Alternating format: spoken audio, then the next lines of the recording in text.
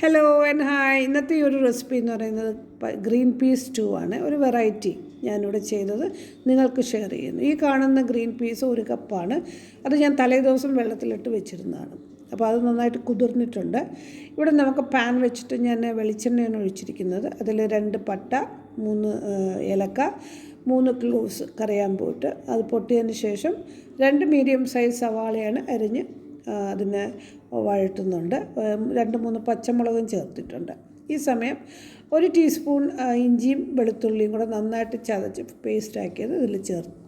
അപ്പോൾ അത് ക്യാമറയിൽ വന്നിട്ടില്ല, നിങ്ങൾ ഈ സമയം അത് ചേർക്കണം.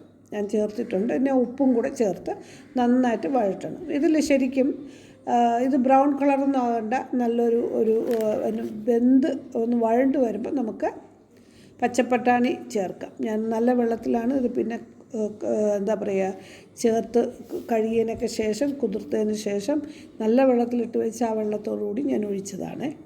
അപ്പോൾ അത് അവിടെ ഇരുന്ന് വേകട്ടെ. ഇനിയിപ്പോൾ നമുക്ക് ഫൈൻ പേസ്റ്റ് ആകാൻ വേണ്ടി എന്തൊക്കെ വേണമെന്നുള്ളത് അരപ്പിന് വേണ്ടിയിട്ട് 1 പിടി തേങ്ങ എടുത്തിട്ടുണ്ട്, കാഷ്യൂ നട്ട്സ് 1 പിടി എടുത്തിട്ടുണ്ട്, 2 പട്ട, പിന്നെ പെരിഞ്ജീരകം കുറച്ച്, പിന്നെ ഒരു 2 ഏലക്ക, 2-3 കുരുമുളക്. ഇതെല്ലാം കൂടെ വെച്ച് ഞാൻ അരച്ചതാണ് ഈ പേസ്റ്റ് ഇതിലോട്ട് ചേർക്കുന്നത്.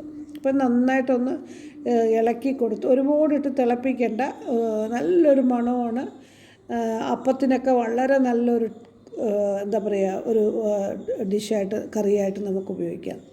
ഇതിൽ ഞാൻ കുറച്ച് ബട്ടറും കൂടെ ഇട്ടിട്ടുണ്ട്. നമുക്ക് പിന്നെ കറിവേപ്പിലയും കൂടെ ഇട്ട് നല്ലൊരു മണമാണ്. നമുക്കിത് സെർവിങ് ഡിഷിലോട്ട് മാറ്റിയിട്ടുണ്ട്. അപ്പോൾ ഇഷ്ടപ്പെട്ടാൽ നിങ്ങളും ഇതുപോലെ ഒന്ന് ട്രൈ ചെയ്ത് നോക്കണം. ഇഷ്ടപ്പെട്ടാൽ like and share and subscribe ചെയ്യാൻ മറക്കരുതേ. Thanks for watching. ബൈ.